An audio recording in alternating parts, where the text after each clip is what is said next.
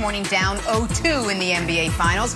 Giannis was as freaky as you can get with a playoff career-high 42 points. What he didn't have was any help from his friends. He's going to need more from his team in Game 3. Antoine, I ask you, with what you've seen so far, what is more likely, a Suns sweep or a Bucks comeback? Well, that's a great question, but I still believe this series is still very winnable for the Bucks. They're going to have to do a lot of adjusting, and I talked about that after Game 1. They've got to realize that Brook Lopez cannot play in this series. Unfortunately, Brook Lopez is a very, very good player. He's a guy that, but because he's able to make a three, I think Milwaukee and Buzz falls in love a little bit too much. But what you have to do is play small. Remember the guy, Bobby Portis, that played in Game 5 and 6? You have to play him. You have to play him with Giannis. He can be dominant. You already dominate inside, but you add a guy with some toughness and some guys who's got a skill set that can play in this series. You got to get more athletic. You got to get quick. Your Phoenix Suns team is athletic. They're quick. They can get up and down the floor. You got to play those guys that you have that can do that. And it just sometimes it bothers me so much when you watch Phoenix come down consistently and run the pick and roll with Brook Lopez in it, and they get whatever they want. You can't let Chris Paul have his cake and eat it too. You're going to give him one-on-one with Brook Lopez, and if you don't, if Brook Lopez does not step up and defend it the right way, he's going to make a great pass to Ayton or find an open three-point shooter. You cannot give them both. And I think that's where the stubbornness comes in there for the Milwaukee Bucks. I like where they're at right now. I thought Giannis is only going to get – yeah, they're stubborn because you want to continue to play Brook Lopez. You cannot play Brook Lopez this year. It happens. It's unfortunate. You don't match up with every team. The Bucks have to make adjustments to be able to compete with the Phoenix Suns. That's how the game goes. Every series is different. Every matchup is different. And then you got to rely on your stars. Chris Middleton and Holiday, listen, you got to empty your clip. You can't have a guy who just sit out 2 games, come back, and be more aggressive than you are. Chris Middleton, you cannot sit back. You just came off an unbelievable Eastern Conference Finals run. You got to be ready to go come finals time. He's too lackadaisical. He takes too many possessions off on the offensive end. He has to stay aggressive if they have a chance to win. But I do believe, because I thought last night only down 6 points with about 4 minutes to go, they was in the game. I do believe this still is going to be a series. I can't wait to see Milwaukee when they get home.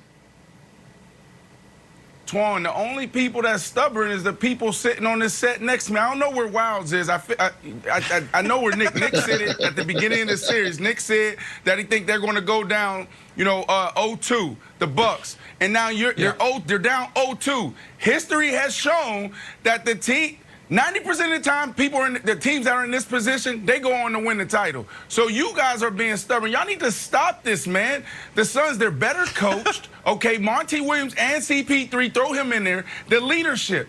This is when you know a team is in trouble. A team that is in position and have the momentum like the Suns is after the fact if they're hanging from the rafters. Well, what does that mean, Brandon? What does that look like? They're cheering, they're celebrating on Instagram, Twitter, talking bad about the other team. What did CP3 do after that game? He said, look, I've been on the wrong side of history too many times. These guys haven't had the heartache and pain in the playoffs. They don't have that type of experience. We haven't done anything yet.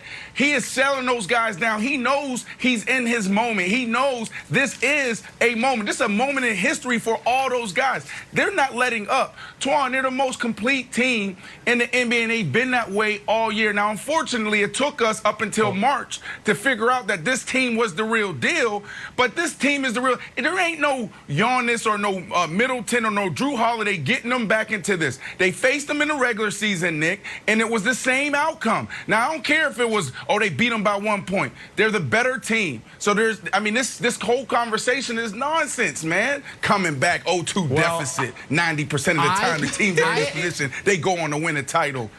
I actually agree with you, Brandon, that this conversation is nonsense, but for a very different reason. And I hate to do this to our wonderful producers, because this is going to be mortifying for them. But this question has a fact error in it. Like, what's more likely, a Sun sweep? How could the Suns sweep when right now it's 2-1 Phoenix? And you might be like, Nick, there's only been 2 games played. I know. It's 2-1 Phoenix, though. Milwaukee has won Game 3. Game 3, bet your life on it. Take your 401k. Let's go. There is a 0% chance Milwaukee loses Game 3 at home. Milwaukee has responded in every Game 3 of this postseason. Game threes have been, by the way, Phoenix's worst games this postseason. They lost Game 3 to the Clippers. They lost Game 3 to the Lakers. They, of course, won Game 3 against the fraudulent Nuggets, but that's neither here nor there. So it's 2. When we talk on Monday, it will be 2-1 Milwaukee.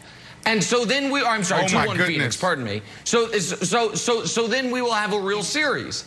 And so there are a couple of reasons, Wilds, I still believe that it will be Bucks in 7. And Brandon's right that I said before the series, I thought it'd be 2-0 Phoenix, then 2-2, then 3-2 Phoenix, and then Milwaukee win the final 2, the exact play-by-play of the Brooklyn series. But something happened in Game 1, and then something else happened in Game 2 that has to be mentioned, which is the Suns were the only team this postseason that were dancing through the raindrops of all these injuries. Even the Bucks, take Giannis is out, they lost DiVincenzo, an important role player, early in this postseason. The Suns had lost no one. And then in Game 1, they lost their 9th man in Saric. And last night, it sure appeared to me, unfortunately, it looks like they lost their 8th man in Torrey Craig. So the Suns are now down to 7 people. It's the 5 starters and the 2 cams, Payne and Bridges. Not Bridges, pardon me, Johnson. Right. Cam Payne and Cam Johnson. I think that will matter the longer the series goes on. And while Brandon is correct, Wilds, that these teams have played 4 times and the Suns have won all 4, and that does matter, what's also true is they've played 4 times and they have proven they have no answer for Giannis. Giannis is going to score 35-plus in every game left. I don't think Middleton's going to be an objectively bad player again the way he was in Game 2. The Bucks have already won Game 3. They'll win Game 4, and it's going to be tied up 2 apiece going back to Phoenix. I totally agree with you except for one thing. Don't bet your 401k. The tax implications on it, if you pull it out early, are terrible. Just go get a loan from your local bank or a loan shark. Then bet it all. Then the Bucks will win. Capital gains Here's why I think that, Antoine, it'll kill you. Antoine, so one, the Suns can't stop Giannis. We saw it in Game 1. We saw it even more in Game 2. We're going to see it in Game 3. And then I was asking for an aggressive Drew Holiday. We got a super aggressive Drew Holiday. He had 14 shots in first game, and then he almost equaled that in the first half. But the problem is they weren't going in. He's getting them at the rim. Those will eventually go in. He's not going to have a historically bad performance. And here's the other thing that I think we can pencil it in as a guarantee. Chris Middleton is going to be good. This is what happened. Against Brooklyn, 13 points, Game 1. 17 points, Game 2. 35 points, Game 3. He had that big game. Against the Hawks, 15, 15, and then 38. Last night he had 11. I think he gets home, he starts looking for a shot, and it starts to drop. We know he's an up-and-down player, and since he's had a down game, I expect him to be up. Once those guys start hitting, I feel like they can go back to Phoenix tied. Well, Kevin, let me help you out. For Brandon, too. I was down 0-2. We got dominated by the Mavs the first 2 games, and people wrote us off and thought we was not going to win the series. That's basketball. This is what it's all about. They just protected their home court. Don't get too excited because you see all these Bridges and, Jay Crowder and Cam Johnson and Cam, these guys making shots at home. Let me see you make them on the road in a hostile environment. Let's see if they can do it come Sunday. I'm not saying they're not capable. Let me see them do it.